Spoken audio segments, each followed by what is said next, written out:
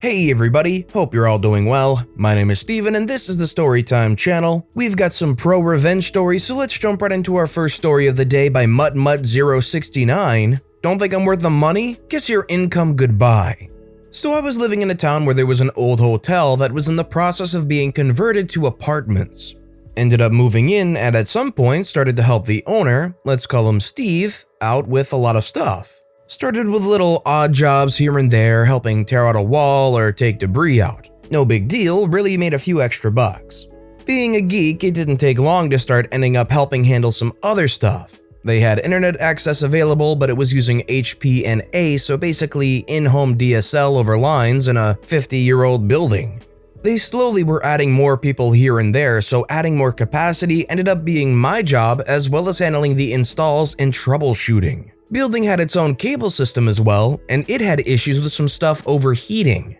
Came up with a design that would simplify the build out somewhat and remove the issue of overheating boxes, as well as adding more room for channels to be added, and creating a type of scrolling TV guide channel using Titan.tv and an auto-scroll plugin in the browser, then piping it onto a channel and adding some music. Before long, I was handling most of the maintenance for all the apartments, internet, cable, lockouts, and whatever else might be needed. Then Steve's stepdaughter moved in and things started to happen that were fishy, my information being removed as the lockout number among other things. So I gracefully moved on and got out of the way as I didn't want to be in the middle of family. I also had no hard feelings for Steve over what the daughter or her husband was doing. I still got calls with questions and would answer them here and there. About 6 months after moving out, I got a call that Steve needed help as the boiler system was acting up and basically the building did not have heat. I went down and helped to get things tore apart since the daughter's husband couldn't be bothered. He moved out of the house because he didn't want to take care of things even though the wife did most of it. Ended up, the fins on the boiler had clogged up with soot during startups over a few years.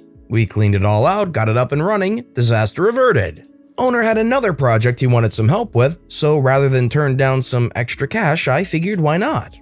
We ran a small water line from the top of multiple plumbing shafts to the basement so that a set of valves could be put into place so the recirculation pump would be able to evenly get water through the lines and everyone would have instant hot water.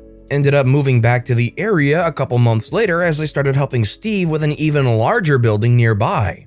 The old hotel, converted to apartments, was 10 stories tall, so not small but didn't need a lot done most of the time. The new place was not as tall but was larger and more spread out. One section had 3 floors and the whole thing sat on something nearly the size of a city block. I think the total square footage was around 50,000 inside. I was taking care of the apartment maintenance needs and a few other things again, as well as staying in the building with my wife, who was acting as a lookout in the evenings. During the day, I would help out with whatever was going on. We literally reworked a lot of structural steel, reclad one section of the building with corrugated steel sheets, extended one section of the building and poured concrete floors and retaining walls. I started having issues here and there with getting overheated during the day. Heat stroke, and while I was living there, I had not actually moved yet, so I ended up taking a week to put most of our things in storage. We were literally living at the building in an RV I had to keep the building secure. When I got back, Steve started complaining that the power for the building was $100 and blamed it on me running an air conditioner. We had been running a 220 welder on average 4 hours a day, 5 days a week, but it had to be that AC unit and basically said there was no way I could keep an eye on things if it was running because I couldn't hear anything. It had been over a month of straight highs with over 100 degrees, but with another roof over my RV, it never got direct heat, so I called BS as my 2-bedroom apartment I just vacated only had electric costs of around $120 per month, and it was all electric with a lot more items using power, including my aquarium. A question was then made about what I thought I was worth. I figured 10 per hour. I dealt with a lot, including maintenance on all the machinery and his vehicle, and never charged for fuel or mileage when I would drive my own vehicle to do things. For as long as I worked for the guy, I always had to bid my jobs outside of maintenance work. I was only receiving a flat amount of money each month for the work in the building, and my wife received nothing for keeping an eye out, which she did pretty well of since I actually caught a teenage kid in the building with her seeing them. Steve stated that no one was worth 10 per hour to him. other things were being thrown out as my fault too. Basically, Steve was under the gun on a couple things, as when he bought the building, it was actually scheduled to be torn down, and another building across the road, which was also scheduled to be torn down, was bought slightly after he purchased his, yet it had already been completely rehabilitated and was opening up space for lease. The other building was smaller, but had quite a bit more to have done to get it up to code. The roof was completely gone and the inside was so full of trash, it took nearly a month to clean it out. Steve kept changing things after something was done and then turning around and changing them again, wasting more and more time. A lot of other things were going on as well, so I opted to be done and move on again, this time with no option of going back. My wife's health had started going downhill anyway, so being blamed for petty crap wasn't worth it, and I obviously was not wanted around anymore. Now here is the revenge. I had told him multiple times that there was an issue with his fire alarm panel not charging the batteries. The local fire department had been on him once before and forced more smoke detectors to be installed as a retrofit and a few other things. The smoke detectors were installed, but the battery charging issue was never fixed properly. Other things in the building had also started to fall into disrepair that I had told him needed to be dealt with. For instance, some very large windows were cracked and had a few pieces broken with tenants in them. It was a two-man job to fix the windows, and Steve had too many irons in the fire. He had sunk over $500,000 into the new building and either couldn't afford to have someone else do the work or didn't think it was worthwhile, so he kept putting it off. I went ahead and contacted the city about issues that needed to be addressed, as well as dropped some complaints about some things. I used multiple email addresses from accounts I set up for exactly that purpose, so it would never track back to me, and contacted multiple members of the city council as well as the fire chief/marshal. I never contacted Steve again, but the last time I was there, the apartment building was shut down with signs stating that it could not be occupied. Since the fire alarm panel had been written up on once before due to issues, and he had been told that if it became a problem again, a sprinkler system would be required to bring the building up to code, with it acting up again, the fire marshal shut it all down. The new building is now off the demolition list, but it once again sits empty as there is likely not enough money left to pull from the apartment building to make it complete. You see, being off the list only required it to be warehouse grade, which is basic lighting, emergency lighting, mostly airtight, with egress and fire systems. Once that was done, more work would be needed to actually start using the structure for office space and things of that nature. Going from 100 apartments to 23 with a few rent houses that needed work likely took the last little bit of money he had free to do things.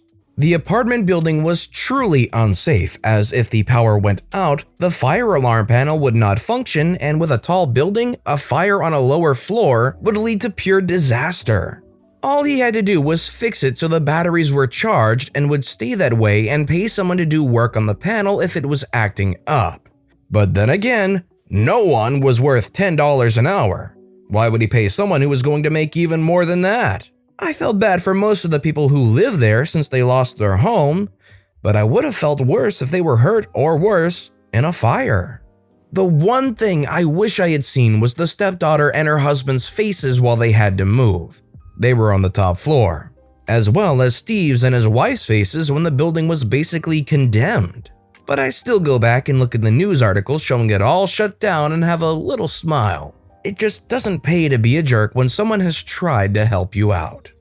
Let me ask you guys, do you agree with me when I say I think OP should have left that job way earlier than he did? Let alone the not worth $10 an hour comment. It was kind of clear OP was getting taken advantage of and doing a lot of work for this guy and probably not getting the compensation he deserved. Let me know if you agree with me or not in the comments down below. Our next story is by yoloswagernaut. Won't let me rezone my property? Enjoy the smell of 400 hogs. A city near me had a farmer holding out as the city expanded. The city wouldn't let him sell his land zoned commercial since it was a farm, while the farm was completely surrounded by commercial development. The city wanted him to sell the land zoned for agriculture, basically to let some dev bulldozer the fields and flip it for commercial space. Easily 10 times profit. Settled into a stalemate. The area became more and more developed. Housing encroached the back of the property. The farmer, getting old and getting tired of this crap, not wanting to pass the fight on to his kids, came up with a plan. The property had been used for soybean and farming corn to this point. Not really a burden to his neighbors. He applied for and received proper licensing from the state for a hog confinement lot. In case you don't know, that is where they keep tens of thousands of hogs before they're brought to the market. Normally located deep in farm country, stinks for miles. The city tried to stop him legally, but they never incorporated the land in the first place. They tried to stop it at the state. He followed the process to the letter and, well, it is farmland. They thought he wouldn't follow through maybe. He did. He had 400 hogs delivered to what at this point was one of the busiest roads in town. The locals nearly lynched the city council. In less than a week, the city backtracked a nearly 20-year feud and let him sell his farm for the fair commercial rate as he had originally bargained for. That is absolutely beautiful. You hate to see the city council treat this person so unfairly and expect them to give up their property surrounded by commercial development as an agriculture zone because it's cheap as heck compared to a commercial development spot, just so some apartment building can be sprouted up there for the cheap low price, making sure their farmland completely ruined the intrinsic value of the neighboring area, completely made the city council buckle to their knees and say, please, just sell it as commercial. It took 20 years, but the payoff was beautiful. And our final story of the day is by Vast Seaworthiness. Dine-and-Dash-Diva gets what she deserves. My group of friends have been together for quite some time, at least starting from the end of middle school. The majority of us ended up going to the same college, so good for us. Anyway, one of our friends had been acting up unreasonably and starting drama for fun. It had been slowly building up for about a year. Now, gossip and rumors we can deal with because we know each other and we can usually pick the truth from the lies easily. At the point of her rumors spreading, we distance ourselves from her quite a bit. Her latest antics have been much different. For the sake of this story, her name can be D. In our area, cases have been so low that we've started to go out more with the whole gang. Extra precautions aside, things look to be normal. We eat at a semi-formal restaurant, as is our custom. Something about dressing up and treating ourselves is something we try to do as much as we can financially permit. Things seem fine until the bill comes and it's time for each of us to settle up. Dee starts to get shifty and starts tapping at her phone. She stands up quickly and says she needs to go, it's an emergency. She fast walks out of the dining room and out of sight. We try to text and call after, but no answer. We end up all absorbing her part of the bill. A one-time favor for a friend in need, right? The second part of our routine is to go to the host's house, where we drink, watch movies, and have a good time. Kelly was to be the host this time. We're not much for gossip, but Dee's odd behavior mixed with her previous antics got us on the topic. All 6 of us shared some stories, and it looked like every one of us had some personal run-in with our friend. The second time we all go out to dinner, everything seems well. Dee ordered a lot of mixed drinks and seemed thoroughly tipsy. Foolishly, we believed she would pay her tab this time. Before the waiter could even bring up how we wanted the bill split, Dee excused herself to the bathroom and did not return. We all have jobs along with scholarships, so thankfully money isn't our primary worry. However, last time's bill paired with Dee's inflated dinner and alcohol tab would have collectively set us back about $300. Reluctantly, we paid. Although we didn't see her, it was assumed that she drove home drunk. We rendezvous to the host's place, very annoyed and in no mood to party. Again, Dee refuses our calls and does not open our messages.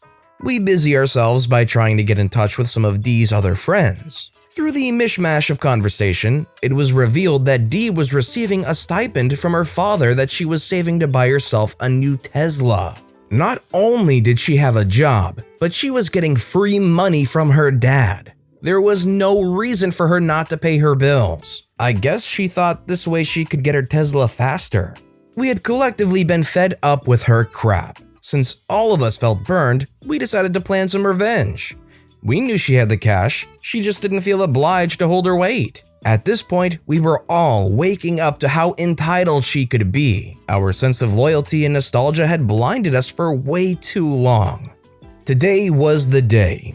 We decided to go to a very nice restaurant today, about twice the price of what we would normally do. Dee looked so excited, bless her.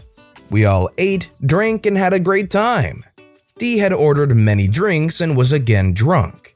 We were careful not to wait too long or else Dee would dash. So just as dessert was over and the prospect of after-dinner coffee was being thrown around, we all declared that we had a surprise for Dee. Next month is her birthday, so we thought it would be reasonable enough time to use it as an excuse for her to close her eyes. Dee did as she was told and was instructed not to open her eyes until we said so, because the gift takes a minute to set up. We all got up, quietly filed out of the restaurant, and left her there with her eyes closed. Just as we were pulling out of the parking space, we all took one car to save time after our escape. Dee took her own car as usual. We saw Dee running out of the door, searching wildly for us. She caught sight of the car just as we rolled away, middle fingers arise. Our phones were blowing up like crazy, tons of vile messages following the calls. I got to thinking, the bill must have totaled around $700-ish for everyone. We would have never picked this place normally, although the food was very good. The rest of the gang headed to my apartment. About 30 minutes later, we each received a message saying we owed her $738.17, along with a photo of the bill. She had the audacity to include her part of the bill in that amount as well, and judging by the receipt, she gave no tip. Classy. I replied with this message. Guess you'll have to dip into your Tesla fund. Take an Uber home before you lose your scholarship and your friend's boozer. We know you can afford it. To say she went crazy is an understatement. She went coconuts. She tore us a new one on Twitter, blocked us, then unblocked us to rip us some more, then blocked us again. Now Kelly, who has an alternate Snapchat account, is treating us to her near-psychotic rants talking about fake who-ars who never did anything for her. I guess that's us. Maybe next time she'll learn to pay for herself like an adult. Dee is totally in the wrong here. How are you going to dine and dash on who are supposed to be your friends multiple times? I get that the bill is expensive and you want that brand new shiny Tesla, but you can't leave your friends hanging dry like that. They're not really your friends if you do that to them. I would never be able to do that to a group of my friends. Like, I wouldn't even just be able to act like that. Like, I personally just would not be able to do that kind of a rude thing to my friends. So I don't really feel bad about her having to pay the bill for everybody else in the end. But with that being said, that's all the time we have for today. So if you enjoyed the stories today, please consider giving the video a like, and if you haven't, subscribe and turn notifications on so you'll never miss an upcoming video. And if you had a favorite story of the day, let me know which one and why in the comments down below. But no matter what you did, whether it was liking, commenting, subscribing, whatever you did, thank you all so very much for supporting me right here on the Storytime channel. I hope you all have a wonderful day, and as always, I'll be back tomorrow with more Reddit stories right here on the Storytime channel.